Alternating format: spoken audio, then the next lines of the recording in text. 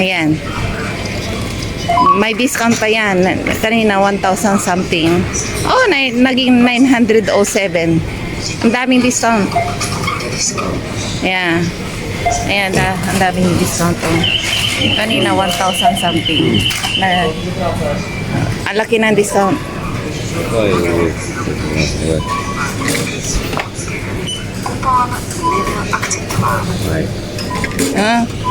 Maybe expired. Hindi nila in-accept.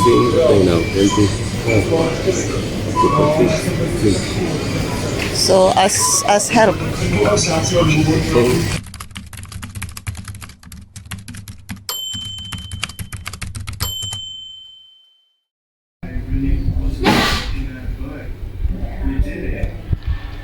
Luto ako ng brownies. Ayan o. Wow. Ayan. Umaabo na naman. May brownies. Yum, yum, yum, yum. May ano pa, mga ilang minuto pa. Ayan. Sarap nito. Mamaya picturean ko. It was not there when I actually bought it. Yesterday I bet $20 that no one would buy the PlayStation 5 for the next 24. Imagine not for either. I bet this video can give us a number. If you can do 10 squats, then you can do 1 jump squat. If you can do 9 jump squats, then you can do 1 assisted pistol squat. If you can do 5 assisted pistol squats, then you can do 1. Nagluto ako ng fresh homemade brownie. Ayan, ikakat ko para makita nyo kasi kanina pa nagsasabing gusto raw niya ang brownie ko. Siyempre, maliit lang muna. Ayan. Aba, medyo matigas. Medyo na overbake yata. Tignan natin.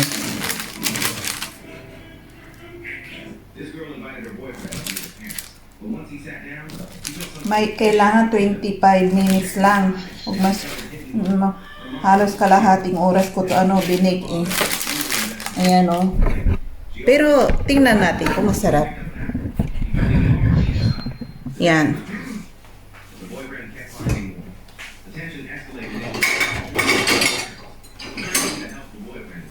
Tingnan natin. At ayan, baka mahulog tong. Mainit pa eh. Inaapura ako ng batang yan eh. Mainit-init pa. Sabi ko, wait, habang yung bang medyo luto, ay medyo luto, yung yung ano ba yung ibig sabihin nun? Yung bang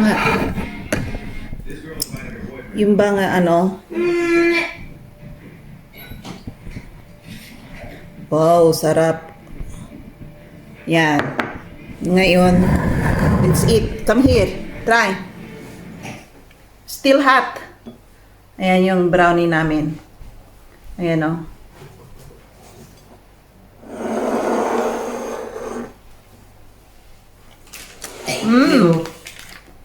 Sarap. Butit hindi ko pa, dinagdagan yung temperature. Why is it so hard? Top is hard, but it looks good. It's like, harap. Harap.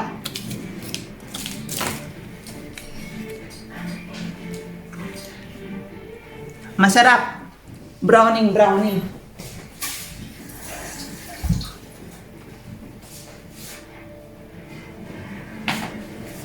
Ayan, hinatayin ng anak ko. Yummy? Yummy brownie? Oh. Really yummy. Take a picture, wait. Show me without your mouth. Close. Must be handsome in camera. How can I? Show me that brownie plates. Little bit here. You're too far. I will use for this one for thumbnail. Where is Brownie?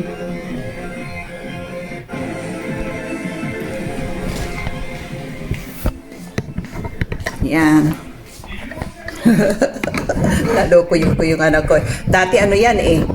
Nagalit yan kapag ano binibidyohan ko ha. Ayaw niya makisama. Ay ngayon, niloloko ko para ano, magpag-picture sa akin at videohan ko. Kung hindi, bago yung magpa-picture, mag-aaway muna kayo mag-ina. Ayan. Tapos, ayun pa oh. Yan, i-ano ko.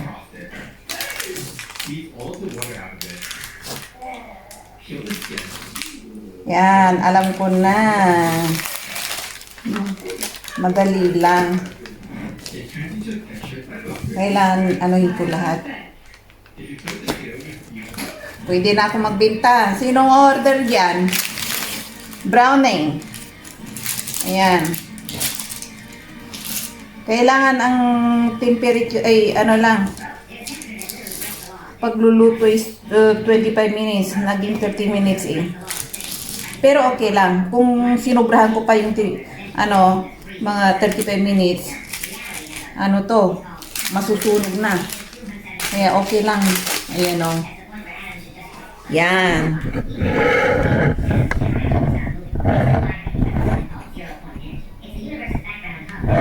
Yan. Sarap na sarap yung anak ko. Oh. Ang lilit niyan. Ano kayang agahan ng asawa ko? Kala ko ang dami niyan eh. Ayan lang. Kulang pa sa asawa ko yan.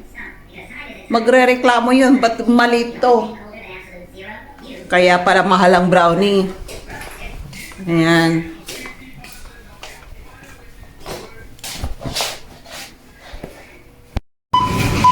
Ayan, naibili kami maagang maaga. Dinala ko siya para siya magbayad. Diba? What's that? Why 200 now? No, you must call. You need to call.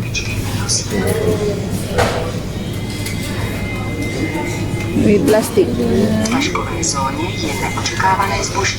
Niech pokraczowa, zboże sytuacja administracyjna.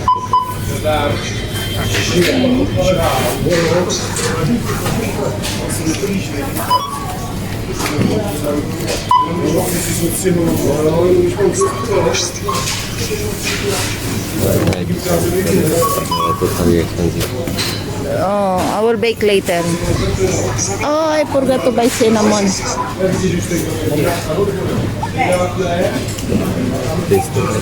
Yeah. Wait me here. I will take some cinnamon. I will bake cinnamon. Yan, bibili ako ng cinnamon.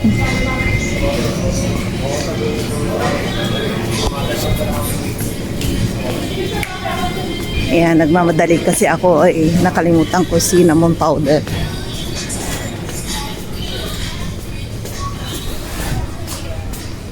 Nasaan yung cinnamon powder ko? Bili ako ng arena rin. Ayan, kailangan ko magmadali. Nasa cashier yung asawa ko. Ayan, cinnamon. Nasaan yung cinnamon powder dito? Ano ba naman itong lola? Nakaharang. Naharangan ako eh. Asar.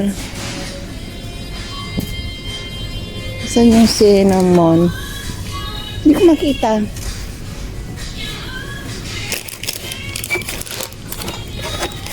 Ayan, nakita na ako ng cinnamon powder. Ganito. Cinnamon powder. Tapos asukal pala. Wala na akong asukal. Yan, wait lang. Takbo tayo. Yan, nabili namin. Grabe na naman.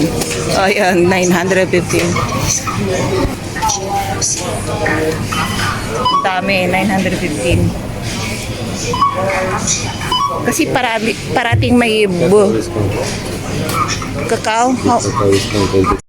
Ayan, grabe ang napamili namin ngayon. 1,000. Ayan, magbayad ka na. Bayaran mo na. May sekretary ako ngayon. No.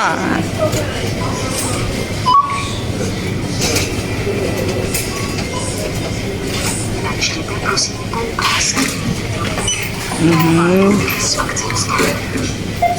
Ayan. May discount pa yan. Kanina 1,000 something. Oh, naging 907. Ang daming discount. Yeah. Ayan, ang daming discount. Oh. Kanina 1,000 something. Ang laki ng discount.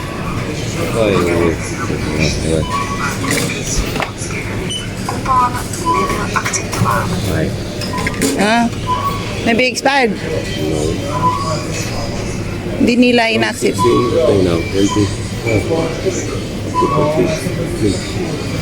So, as help.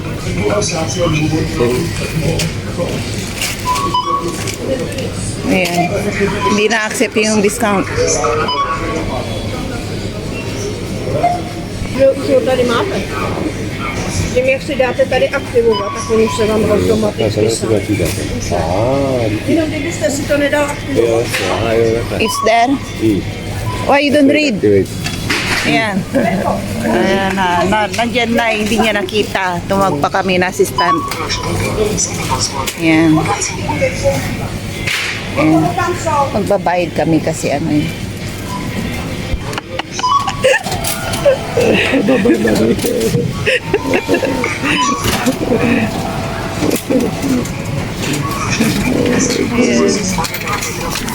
That's all. Binigay niya sa akin baril lang na kaasar. Oh, no. Nag-away pa kami rito pag pinagtitiran kami. Pag grocery ko yun araw-araw. You know how to?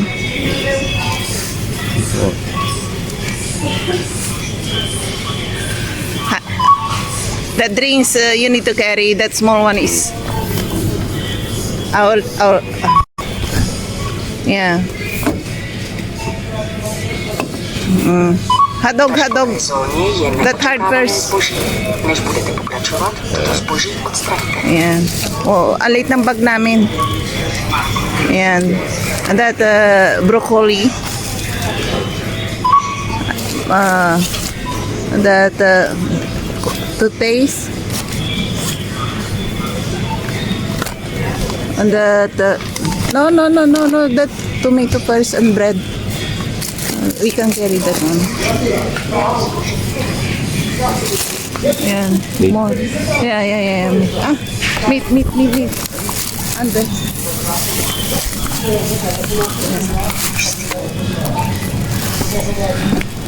One more. Yeah. Okay One more now. bag.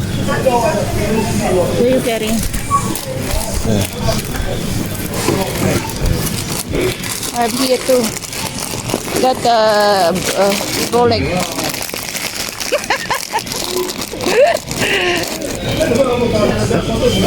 Kung saan na kami na. Kasi malapit lang bahay namin. Hindi na kayo bibili ng plastic. Mahal kaya ang plastic dito. Oh.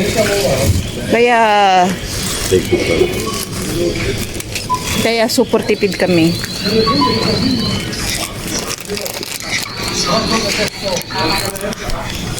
Ayan.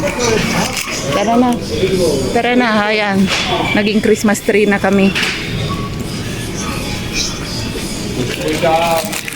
Ayan, tignan nyo mga nasa grocery, mga lolas tuwing umaga. Katulad ko. Ayan, uwi na tayo. Ayan, kagagaling namin sa groceryhan. Namili kami na naman ng mga grocery. Tingnan niyo rito kung magkano mga ginagastos ko araw-araw. Ganyan ang pamumuhay dito sa Czech Republic. Kami sa grocery namin, 3 katao lang yung sinusuportahan ng asawa ko. Siya, ako, at saka yung anak ko, ang takaw nun. Ayan. Tingnan niyo naman kung ano nga pinamimili ko sa araw-araw. Yung asawa ko hindi na kumakain dito sa tanghalian, hapunan. Agahan lang, tinapay lang, okay na sa kanya yung kumakain na siya sa labas. Doon sa kantin. Ayan, tingnan niyo kung magkano nagastos namin 1,000. Abaso na namin yun, inilagay ko na sa freezer. Para sana ko yung mga hotdog na yun na pinamili ko. 1,000. Kunti lang nabili ko ha. Pinili ko yung mga mura. Maraming on sale. Ayan, ganyan ang rito. Daily budget namin. Kuminsan mataas, kuminsan mababa. Parang stock market.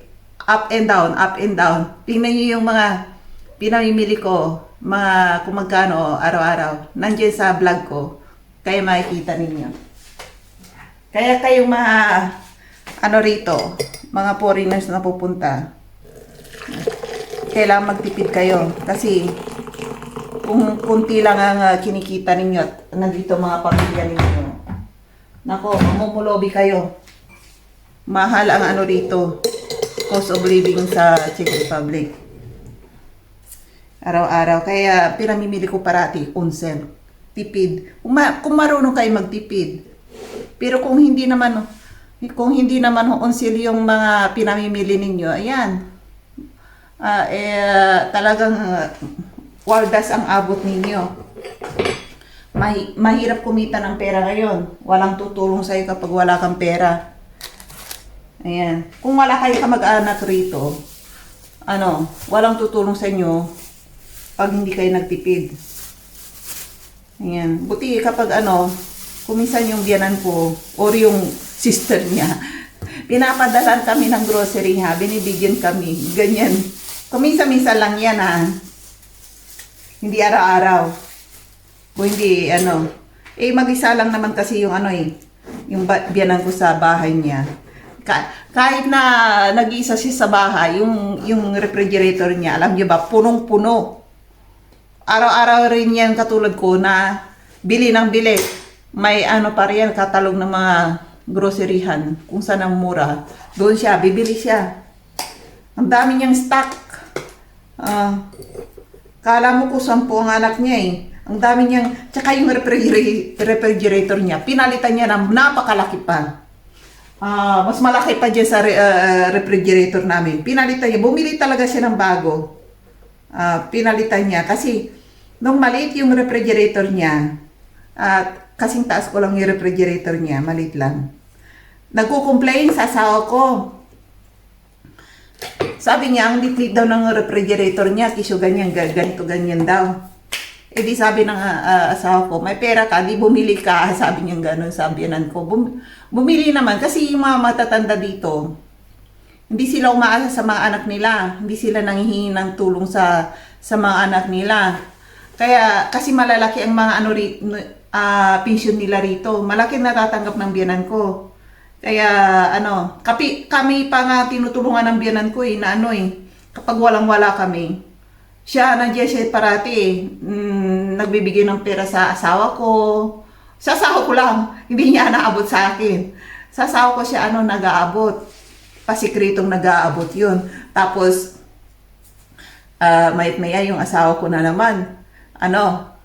Tinatanong kung may pera ako. Sabi ko, wala. Binibigyan niya ako ng pera. Saan galing yung pera mo? Sabi niya, sa mother daw niya. Loko-loko talaga yun. Kaya niya pasikreto niya binibigay sa akin.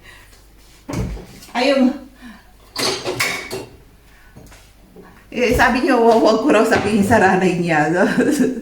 Siyempre naman, magagalit yun.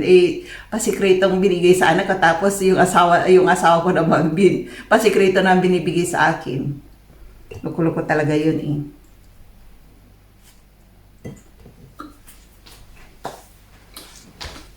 Kailangan ko ng milk.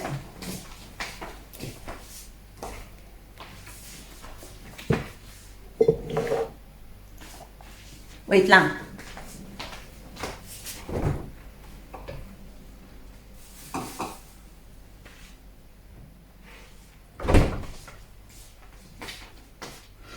Galing kami sa doktor ngayon. Kasi pinatignan ko tong tumutubong, ano ba yan? Yung, ito, cancerous mole. Yung bang, ano bang tawag sa Tagalog to? Tumubo na lang bigla to eh. Katapos ngayon, iba't ibang kulay, nag-iiba rin ng shape. Katapos medyo may ano sa gitna, lumulubog. Kaya pinatignan ko sa papalis ko. Kasi kailangan maalis to kaagad eh, baka mamaya kumalat pa to. Eh alam ko, na to eh, magiging cancer na to sa balat eh. Hindi naman ako nagpapara, halos walang araw dito, okay lang. Kaso nga lang, sabi ng doktor, parang next month pa raw. Naku! Ganito yung mga doktor dito. Kapag emergency kailangan mo, hindi ka nila maatina ng basta-basta. Hindi ka pa-opera ng basta-basta. Mag-a-appoint sila kung anong buwan o anong araw. Kailangan buwan pa bago Tapos nung pumunta kami kanina, wala pa yung doktor, nurse lang nga nandoon. Ganito dito. Kaya, kung kailangan mo ng doktor, kung minsan, yung doktor, wala, tapos, nurse lang ang nandoon sa, tiyamba-tiyamba lang kung nandiyan yung doktor. Kaya sabi ko, ganito sa inyo, sabi ko gano'n sa asawa ko. Sabi niya gano'n, sa Czech Republic, sabi niya gano'n, dito ka. Tapos, alam niyo ba, yung ibang nurse, mga suplada pa. Naano pa namin yung mga suplada na nurse. Kahit na sa palabas din sa TV, kung minsan nire-report nila yung mga yung iba nire-report nila sa TV yung mga ganyan, yung mga suplada at yung mga nurse or doktor na suplado rin. Nire-report nila sa TV sa stasyon ng TV nila rito. Napanood ko nung ilang taon na yon. Kasi magkaramihan dito mga suplada yung mga nurse na na kaming mag-asawa niyan. Nakamit na kaming misa sa nurse sa hospital. Habi ba naman, magpapatingin ako nang pasama ako sa doktor. Tapos, kumatok kami doon sa kwarto. Kasi kwarto-kwarto doon sa hospital dito, kwarto-kwarto rin yung mga rito. Yung mga doktor. Tapos, magbubukas sa'yo nurse. Kumatok kami. Nung pagbukas ng nurse, ang tapang-tapang niya. Tapos, di nyo ba nakikita? Sabi niya gano'n sa amin. Busy ako. Sabi niya gano'n. Paano nakikita? Sarado yung kwarto. Nagsuplada pa. Yung ballpen niya patabog pa. Hindi makaimik yung asawa ko, ha? Sabi niya, pasensya na. Sabi niya gano'n. Parang napahiya pa kami. Katapos, gano'n yung mga rito, nurse. Suplada. Mas lalo kapag ang nurse is medyo matanda na, suplada. Hindi naman lahat ng mga nurse is ganyan ang pag-uugali. Yung talagang matanda na, yun ang mga suplada. Pero kumatok yung asawa ko, nandun ako sa likod niya. At tapos binubuksan kami ng matanda na nurse, sabi, hindi nyo ba nakikita? Busy ako. Sabi niya gano'n sa asawa ko, hindi nakaimik ang asawa ko. Sabi niya, malay ba namin kung busy siya, nakasarado, wala kaming kaalam-alam, kumatok lang kami. Malay ba namin siya kung busy siya? Di sana sabi ng asawa ko, ganito, pasensya ka na, sabi niya gano'n sa akin. Ganyan ang mga nurse dito. Kaya magmula noon, binigyan naman kami ng appointment kung kailan babalik. Hindi na ako bumalik doon. Kasi,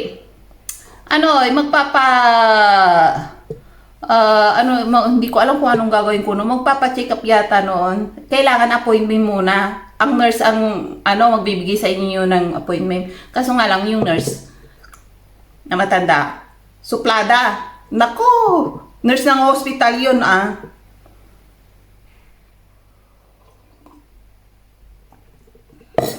Kaya mag-ingat kayo. Hindi lahat ng mga ano rito, mga professional is magagalang. Yan na nga, dala-dala ko na nga asawa ko, ganyan na nga ang ano ginawa sa kanya. Siya, kasi nasa likod ako, tsaka hindi ko naintindihan ang sinasabi. Nasa likod lang ako, siya ang kumatok, hindi ako. Ayan, bastos yung bastos yung mga nurse minsan dito. Kaya kung minsan,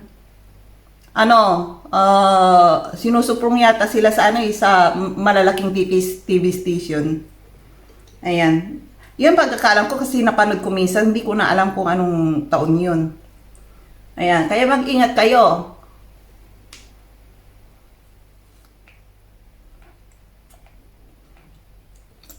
Yung mga karanasang mga ganyan dito, halos naranasan ko na.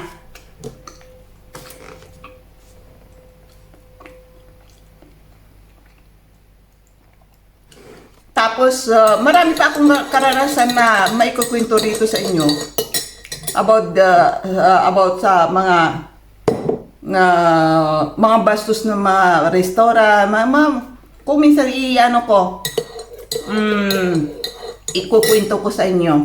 Hindi ko, para malalaman ninyo at magiging aware na kayo. Ayan. Kaya sabi ko sa inyo, kapag pumunta kayo sa restaurant, kailangan disente ang aayos ninyo kasi yung ibang restaurant, kapag pangit ang attire mo, kahit na wala kayong pera, magpa-disente kasi yung mga tao rito, kahit na walang mga pera, social tingnan. Magagandang damit kapag namit nila yung kahit mag-grocery lang sila, kahit na lola, social ang damit nila. Kasi kapag nag-grocery ka, tapos mukha kang gypsy, yung bang brown ang skin mo, itim ang kulay mo, gypsy ang mga tawag nila, tapos ang tatangos ng ilong. Gypsy ang mga ganyan sa kanila. Yung pag nag-grocery ka, ganyan ang style mo, yung security guard susunod-sunod sa'yo. Ayun. Susunod-sunod sa'yo kasi may nakaranasan na isang kong kaibigan dito, ganyan ang ginawa sa kanya.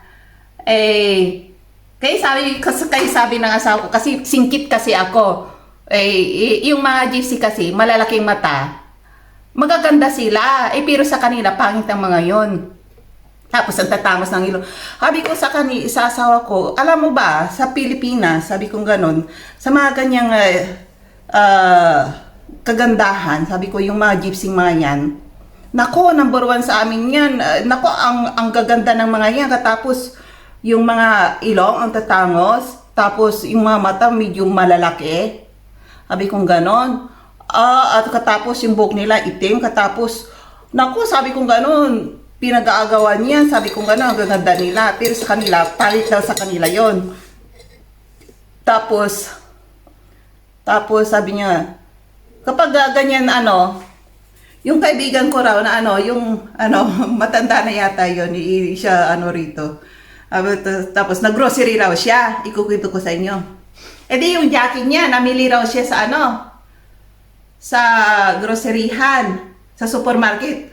Sabi niya, di namili siya sa ibang kumpanya, yung bulsa niya, ang dami niyang nakasuksok ng mga item na grocery. Sabi niya, maya raw, yung gwardiya nakasunod sa kanya. Nakasunod sa kanya sa likod. Sabing ganon. Sabi, sunod ng sunod. Nung pinagsupladahan daw niya. Sabi niya, katapos, sabi ng gwardiya, chinichik yata yung bulsa niya. Sabi niya, hindi ko na alam kung nakalimutan ko na yung kwento niya. Chinik daw siya ng gwardiya. Sabi niya, may resibo naman ako na binili ko to sa ibang kumpanya. Sabing ganon. Kaya ingat-ingat kayo sa mga ganyan. Bago kayo pumasok sa groceryan, kung halimbawa may mga dala-dala kayo, halimbawa nilagay nyo sa bag, pumunta kayo muna doon sa security, kasi halos lahat ng security section ay sa groceryhan, bago ka pumasok, may isang gwardiya na nakaupo doon na may monitor sa screen. Doon kayo magpapaalam na may mga dala-dala kayo. Kahit na, nakalagay sa bag ninyo, na yung bang magagandang bag ninyo, ipakita ninyo yun, sabihin ninyo. Kasi doon sa loob ng grocery, mayroon sila lahat. Kaya kung mamili kayo, huwag nyo itapon yung mga resibo.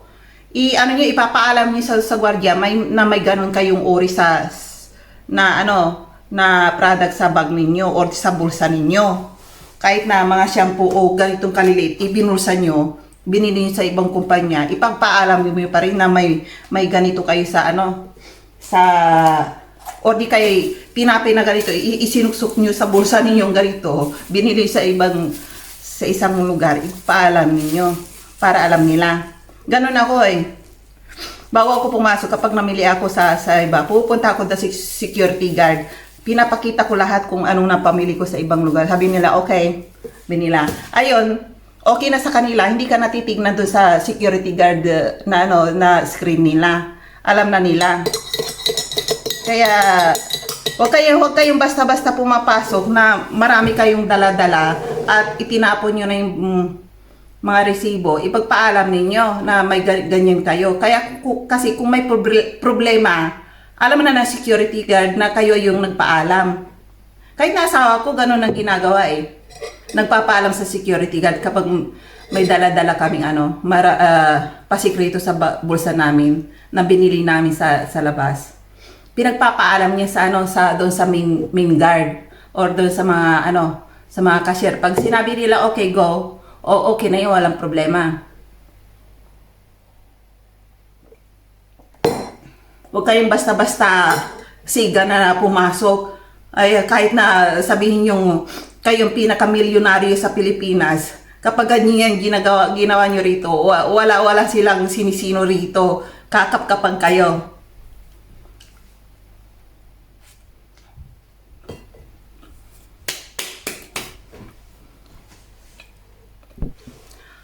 Ang aga kong gumising, 6:30, maaga yun mga katulad ko ng trabaho. Kasi yung anak ko, may sila, field trip sa main capital sa Praha, sa Praha. Lahat sila ng kaklase niya, lahat ng classroom nila. Sa class nila ay pumunta sila doon. Kaya, kailangan kumplitihin ko yung baon niya. Kailangan maraming pagkain sa bag niya. Yun ang kasi buong araw sila doon. Tapos, kailangan nila na magdala ng cash. Yun lang. Hindi cash lang. Kasi kung naglalakad-lakad sila, allowed yun na bumili sila. Pero yung sabihin ninyong, hindi kagaya dyan sa Pilipinas na yung anak ninyo binibigyan yung baon araw-araw. Dito, hindi.